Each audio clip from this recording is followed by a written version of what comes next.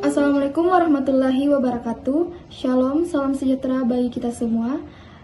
Yang saya hormati Ibu Andi Mustika SEMSI selaku dosen pengampu pengantar ilmu ekonomi, dan yang saya hormati teman-teman yang mendukung dan membantu dalam menyelesaikan tugas ini. Sebelumnya perkenalkan kami dari kelompok 3 yang akan membahas tentang ilmu ekonomi, mekanisme pasar, konsep elastisitas, teori perilaku konsumen, dan biaya produksi. Tentunya kita ingin mengetahui apa sih manfaat ilmu ekonomi dan bagaimana ruang lingkup ilmu ekonomi itu sendiri. Nah, untuk membahas lebih lanjut tentang ilmu ekonomi dan materi lainnya, mari kita simak penjelasan dari rekan saya.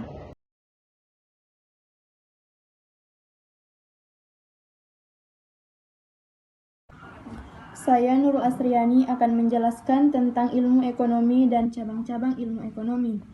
Ilmu ekonomi adalah ilmu yang menelaah perilaku keuangan pasar mulai dari suku bunga, nilai tukar, siklus bisnis, perdagangan internasional, kebijakan pemerintah, hingga efisiensi penggunaan sumber daya alam.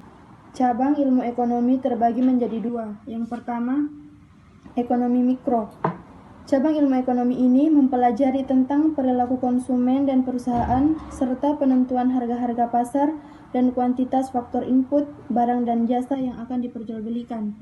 Yang kedua, ekonomi makro.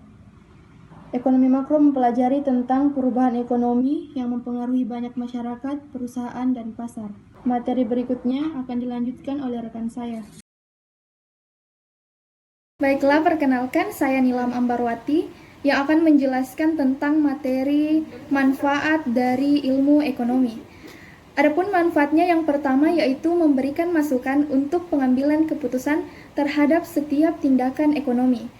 Selanjutnya membantu dalam memahami pola perilaku ekonomi, di mana pola perilaku ini seperti tingkat pendapatan, kebiasaan, lingkungan, serta selera dari masyarakat. Yang ketiga yaitu membantu pengambilan keputusan dalam prioritas kebutuhan yang ingin dipenuhi. Prioritas kebutuhannya itu berupa kebutuhan pokok dan kebutuhan-kebutuhan lainnya. Selanjutnya, membantu memberikan pengertian pada potensi dan keterbatasan sebuah kebijakan ekonomi dan meningkatkan kepekaan manusia pada masalah-masalah ekonomi yang terjadi di dunia saat ini. Adapun kegiatan ekonomi yaitu produksi, di mana produksi merupakan kegiatan yang bertujuan untuk menghasilkan atau menambah nilai guna barang atau jasa. Selanjutnya ada konsumen, di mana peran konsumen yaitu kegiatan yang berkaitan dengan penggunaan barang dan jasa untuk memenuhi kebutuhan. Yang terakhir ada distribusi, di mana distribusi merupakan suatu kegiatan penyebaran atau pendistribusian barang yang diproduksi oleh produsen. Terima kasih. Materi selanjutnya akan dilanjutkan oleh rekan saya. Perkenalkan, saya Nurul Ifada akan membacakan materi mekanisme pasar. Dalam ilmu ekonomi, mekanisme pasar merujuk pada sebuah sistem kerja pasar di mana kekuatan penawaran dan permintaan menentukan harga dan jumlah barang yang ditransaksikan. Permintaan. Permintaan adalah jumlah barang dan atau jasa yang ingin dibeli oleh konsumen pada berbagai tingkatan harga selama periode waktu tertentu. Adapun faktor-faktor yang mempengaruhi permintaan. Yang pertama, harga barang itu sendiri. Yang kedua, harga barang pengganti. Yang ketiga, tingkat pendapatan. Yang keempat, selera masyarakat. Yang kelima, jumlah penduduk. Dan yang terakhir, perkiraan harga di masa yang akan mendatang. Adapun hukum dan fungsi permintaan. Hukumnya, jika permintaan naik, maka otomatis kuantitas turun. Sebaliknya, jika permintaan turun, maka kuantitas naik. Adapun fungsinya, jika P plus, maka Q minus. Sebaliknya, jika P minus, maka Q plus. Materi selanjutnya akan dibacakan oleh rekan kelompok saya.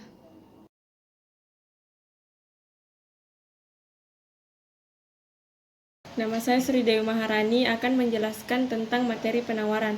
Penawaran adalah keseluruhan jumlah barang dan jasa yang dijual atau ditawarkan oleh produsen ke berbagai tingkat harga selama periode tertentu. Faktor-faktor yang mempengaruhi penawaran: yang pertama, harga barang tersebut; yang kedua, harga barang pengganti; yang ketiga, harga faktor produksi; yang keempat, teknologi produksi; yang kelima, prediksi harga di masa yang akan datang; yang keenam, kebijakan pemerintah, pajak dan subsidi. Hukum dan fungsi penawaran. Hukum: apabila penawaran naik, maka kuantitas juga ikut naik. Sedangkan sebaliknya, apabila penawaran turun, maka kuantitas juga ikut turun. Fungsi: apabila P plus, maka Q juga plus. Begitupun apabila P minus, maka Q minus. Sekian dari saya. Akan dilanjutkan selanjutnya oleh rekan saya. Saya Rizky Inina Muhammad ingin menjelaskan keseimbangan pasar. Keseimbangan pasar adalah kondisi di mana terjadinya keseimbangan antara barang yang diminta dengan barang yang ditawarkan pada tingkat harga tertentu. Sekian. Saya Jihan Fahira akan membawakan materi tentang ilmu elastisitas. Dalam ilmu ekonomi sendiri, elastisitas adalah perbandingan perubahan proporsional dari sebuah variabel dengan perubahan variabel lainnya. Dengan kata lain, elastisitas mengukur seberapa besar kepekaan atau reaksi konsumen terhadap perubahan harga. Adapun rumus elastisitas sendiri yaitu delta Q dibagi delta P dikali P bagi Q. Sebagai contoh, apabila ada suatu barang mengalami perubahan harga, dalam hal ini mengalami kenaikan sebesar 10%, maka hal ini lantas berakibat pada perubahan jumlah barang yang ditawarkan, yakni meningkat sekitar 20%. Jenis elastisitas sendiri dibagi menjadi dua, yaitu elastisitas permintaan dan elastisitas penawaran. Dalam ilmu ekonomi sendiri, elastisitas permintaan atau price elasticity of demand adalah ukuran perubahan jumlah permintaan barang terhadap perubahan harga barang itu. Pada umumnya, jika harga barang naik, kesediaan pembeli untuk membeli barang tersebut akan menurun. Sedangkan elastisitas penawaran didefinisikan sebagai derajat kepekaan jumlah penawaran suatu barang dengan harga barang itu sendiri. Sebagai contoh, jika harga sebuah barang naik 100%, jumlah penawarannya naik 20%, maka koefisien elastisitas penawarannya adalah 20%, 20% atau 10% sama dengan 2. Penjelasan materi selanjutnya akan dijelaskan oleh rekan saya sendiri.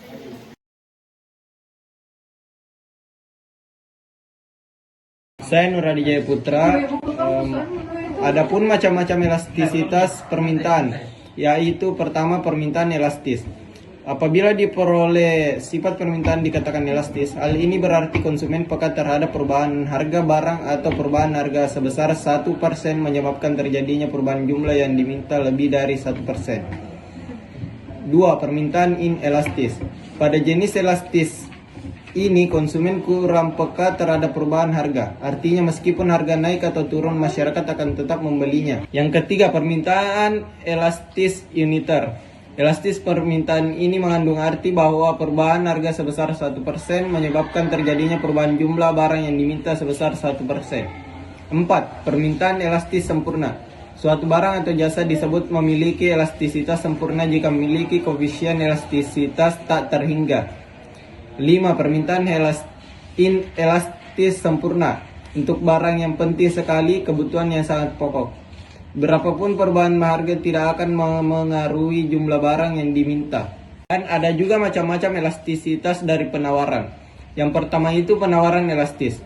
Penawaran yang elastis mengandung arti bahwa penjual peka sensitif terhadap perubahan harga, yaitu adanya perubahan harga sebesar 1% menyebabkan perubahan jumlah yang ditawarkan lebih dari 1%. 2. Penawaran inelastis. Penawaran inelastis ditandai dengan penjual yang tidak atau kurang peka terhadap perubahan harga. 3. Penawaran elastisitas unitar atau satuan.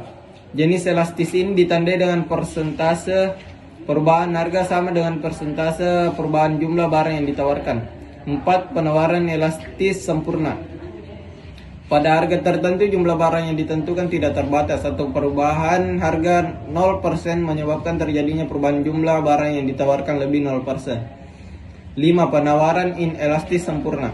Penawaran inelastis sempurna ditandai oleh perubahan harga yang tidak mengaruhi jumlah barang yang ditawarkan. Materi selanjutnya akan dilanjutkan oleh teman kelompok saya.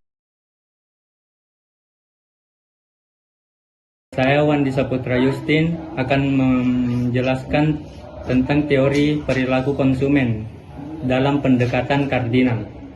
Pendekatan kardinal adalah kepuasan seorang konsumen dalam mengkonsumsi suatu barang yang dapat diukur dengan suatu kepuasan. Dilihat dari seberapa besar uang yang dikeluarkan untuk membeli barang yang memberikan nilai yang sama besarnya. Nama saya Muhammad Faisal Cesar Amir, NIM 210903502161. Pendekatan konsumen ordinal adalah pendekatan yang daya guna suatu barang tidak perlu diukur, cukup untuk diketahui dan konsumennya mampu membuat urutan tinggi, rendahnya daya guna yang diperoleh dari konsumsi sekelompok barang dalam teori perilaku konsumen dengan pendekatan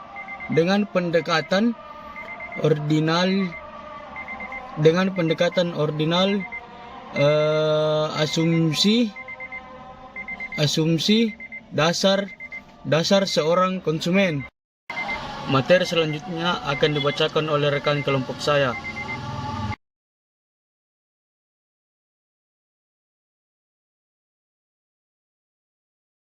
Perkenalkan, nama saya Ruth Febriana Palinoan. Saya akan menjelaskan materi tentang teori biaya produksi.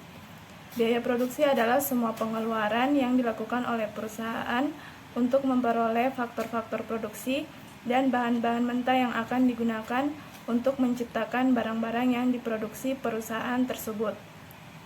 Di dalam teori biaya produksi terdapat dua konsep biaya produksi, yaitu biaya eksplisit, yaitu pengeluaran aktual secara akuntansi untuk penggunaan sumber daya dalam proses produksi. Yang kedua, biaya implisit, biaya ekonomi perusahaan atas penggunaan sumber daya yang ditimbulkan karena proses produksi. Materi selanjutnya akan disampaikan oleh rekan saya. Perkenalkan, nama saya Mahelsa Tisinaga. Di sini saya akan menyebutkan bagian-bagian biaya marginal. 1. Biaya tetap fixed costs. 2. Biaya total costs. Rumusnya TC sama dengan PC plus PC. 3. Biaya variable costs. 4. Biaya rata-rata variable costs.